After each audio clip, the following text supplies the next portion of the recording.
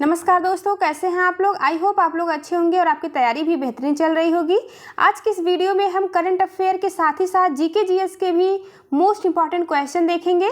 तो यदि आप चैनल पर नए हो तो चैनल को जरूर सब्सक्राइब करें ताकि आने वाले सभी वीडियो का नोटिफिकेशन आपको मिल सके। स्टार्ट करते हैं आज का पहला क्वेश्चन जो कि मोस्ट इंपॉर्टेंट होगा। ब्लॉकचेन एनालिटिक्स कंपनी चेनालिसिस के अनुसार क्रिप्टो अपनाने वाला शीर्ष देश कौन सा है। अति महत्वपूर्ण प्रश्न होगा आज का, इससे आप स्टार लगाएंगे।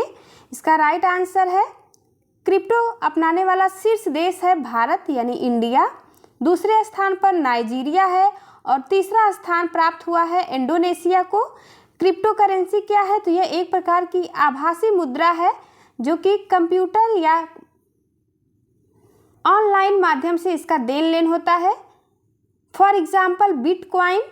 बिटकॉइन के जनक कौन है, तो जापान के सातोशी नाकामोतो बिटकॉइन के जनक माने जाते हैं। इसी के साथ देखेंगे इम्पॉर्टेंट क्वेश्चन जो कि एग्जाम में कई बार पूछे जा चुके हैं और पूछे भी जाएंगे। तो आप इंडेक्स में इंडिया का कौन सा रैंक है इसे जरूर याद रखना है। 159 रैंक है इंडिया का प्रेस फ्रीडम इंडेक्स में। इन्वायरमेंट परफॉर्मेंस में इंडिया का रैंक है 176।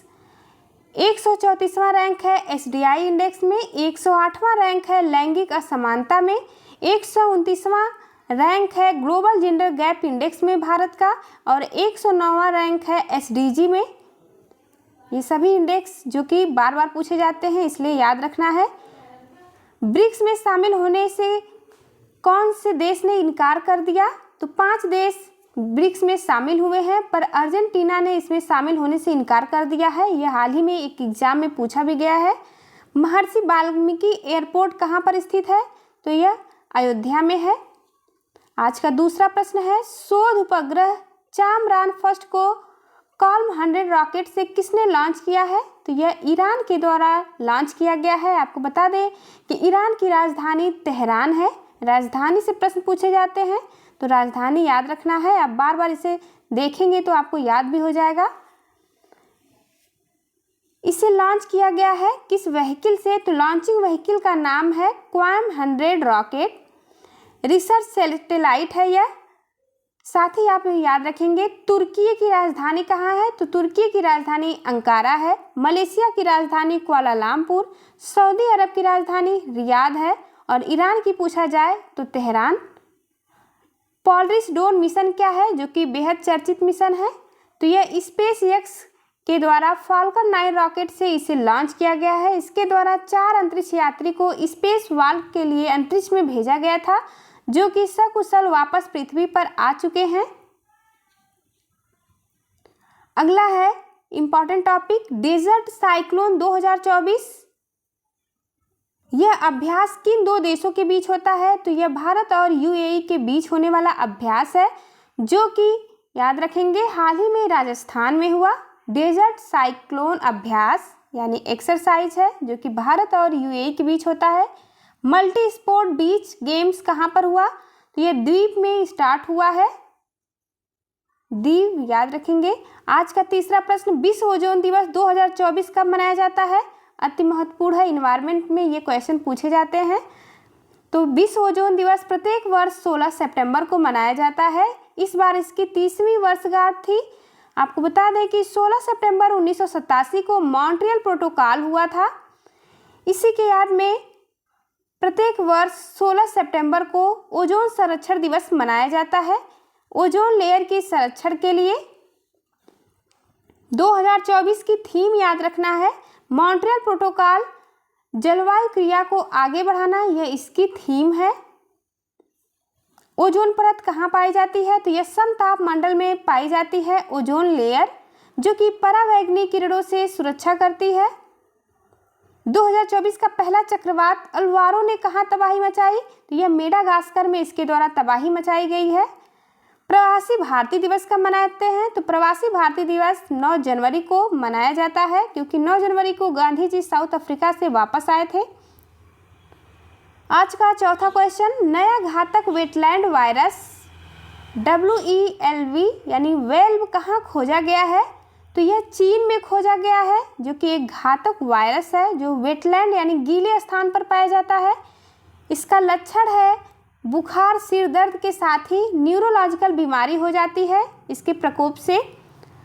कहाँ पर यह देखा गया है वायरस? तो मंगोलिया, जिसकी राजधानी उलन बटोर है, मंगोलिया में देखा गया है।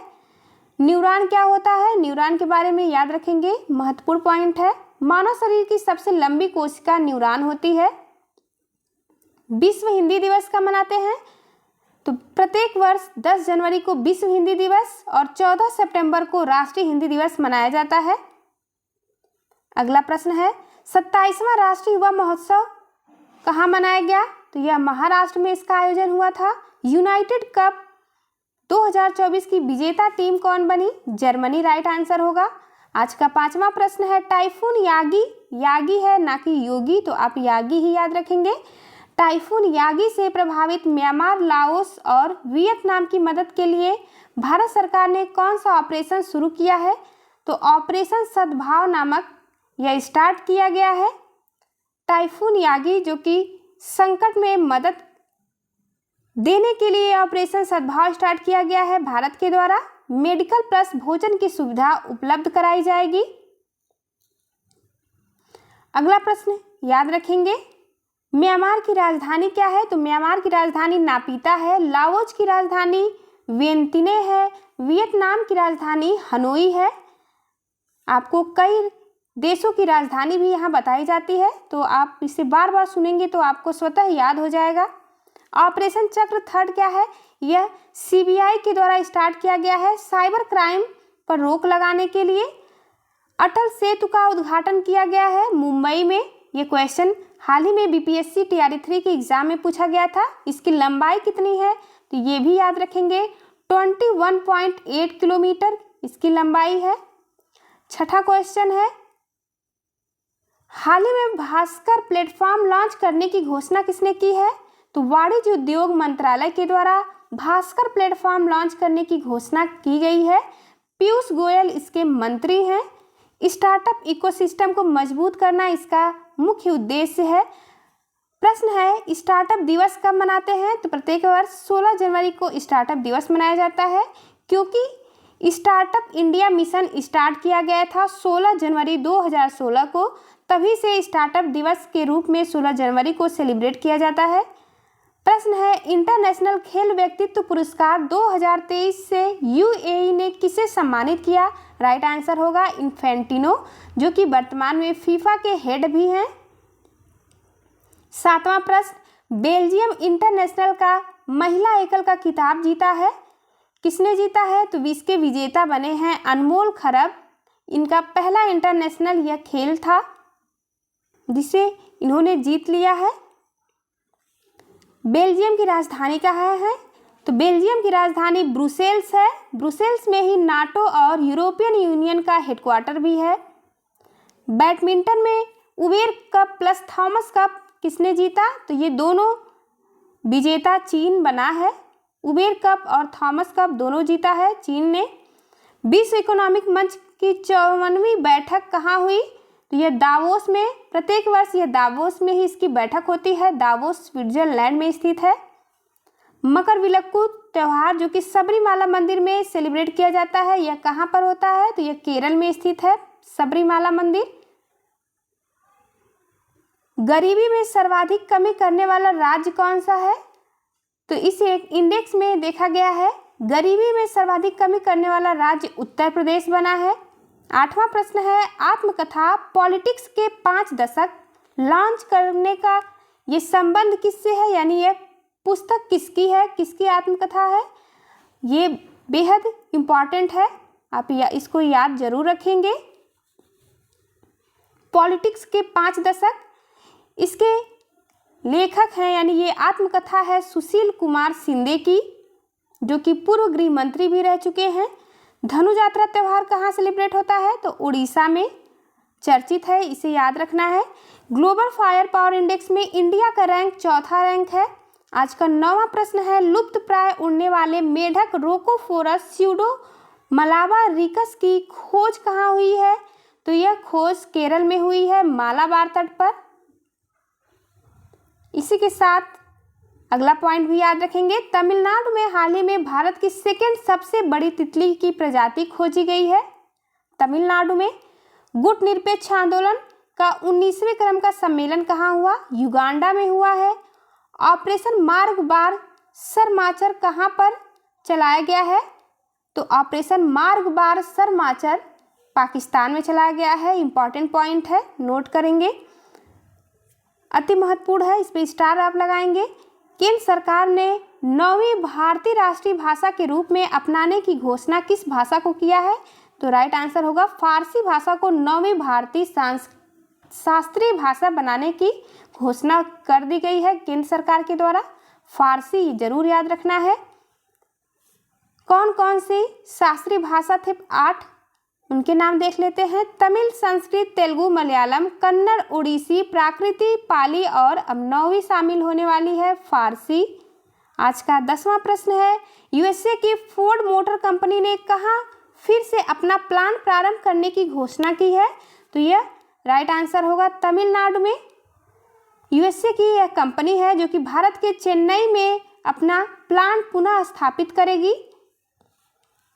स्वदेशी खजूर जिसका नाम है कच्ची खरेक, इसको जीआई टैग मिला है, यह कहाँ से संबंधित है? तो यह गुजरात की है खजूर।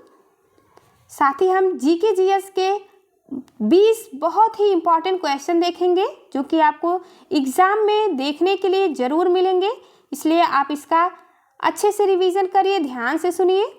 प्रकाश की चाल सर्वाधिक कहाँ होती है? तो प्रकाश की चाल सर्वाधिक निर्वात में होती है, 3 लाख किलोमीटर पर सेकेंड। पेट में कौन सी एसिड पाई जाती है? तो HCl एसिड पेट में पाई जाती है। बैरोमीटर में तेजी से गिरावट का क्या लक्षण होता है? तो इसका मतलब है कि आंधी या तूफान आने वाला है। सती प्रथा का फर्स्ट साक्ष्य कहाँ मिला? एरड़ अभिलेख में सती प्रथा का फर्स्ट साक्ष्य देखने के लिए मिलता है। भारत की फर्स्ट वायसराय कौन थे? तो भारत के फर्स्ट वायसराय कैनिंग थे। राष्ट्रीय गान स्वीकार कब किया गया? तो राष्ट्रीय गान को स्वीकार किया गया था 24 जनवरी 1950 को। साथ ही राष्ट्रीय गीत को भी स्वीकारा गया था। अभिलेखों का अध्ययन क्या कहलाता है? एपिग्राफी कहलाता है। इंडियन स्ट्रगल पुस्तक की लेखक कौन है? सुभाष चंद्र बोस। संयुक्ता पाणिग्राही, इनका किस नृत्य से संबंध है? तो उड़ीसी नृत्य से संबंधित है। नामदफा नेशनल पार्क अरुणाचल प्रदेश में पाया जाता है। संयुक्त राष्ट्र के पहले महासचिव ट्रिगवेली जो कि नॉर्वे देश से थे। शून्य रेखा ये त्रिपुरा और बांग्लादेश के बीच पाई जाती है। शून्य रेखा संयुक्त द्रव अवस्था में पाई जाने वाली अधातु ब्रोमीन है। यदि द्रव अवस्था में पाई जाने वाली धातु पूछा जाए तो पारा होगा। एक्सरे की खोज किसने किया है? तो एक्सरे की खोज रॉन्टजन ने किया है जो कि पहले भौतिकी में नोबेल प्राप्त करने वाले व्यक्ति हैं रॉन्टजन, जिन्होंने एक्सरे की खोज की। एकमात्र महाजनपद जो कि दक्षिण भारत में पाया जाता है नाम है अस्मक। कर्क रेखा ये 8 राज्यों से गुजरती है। 8 राज्यों के नाम यहाँ लिखे गए हैं। गुजरात, राजस्थान, MP, छत्तीसगढ़, झारखंड, वेस्ट बंगाल, त्रिपुरा और मिजोरम। सुप्रीम कोर्ट के पहले प्रमुख न्यायाधीश कौन थे? एलिजा इम्प्रे नाम है इनका। आंखों में कौन से लेंस का यूज होता है? तो आंखों में उत्तल लेंस पाया जाता है। माई कंट्री माई लाइफ यह आत्मकथा किसकी है? बेहद चर्चित है, आप स्टार लगाएंगे, एग्जाम में जरूर पूछा जाएगा। तो माई कंट्री माई लाइफ यह लाल कृष्ण आडवाणी की आत्मकथा है। इन्हें भारत रत्न भी हाल ही में प्राप्त हुआ है, इसलिए इम्पॉर्टेंट हो जाता है। तो चलिए मिलते हैं आपसे अगली वीडियो में, तब तक के लिए नमस्कार। यदि आप जाते जाते चैनल को लाइक, सब्सक्राइब, शेयर करना ना भूलें।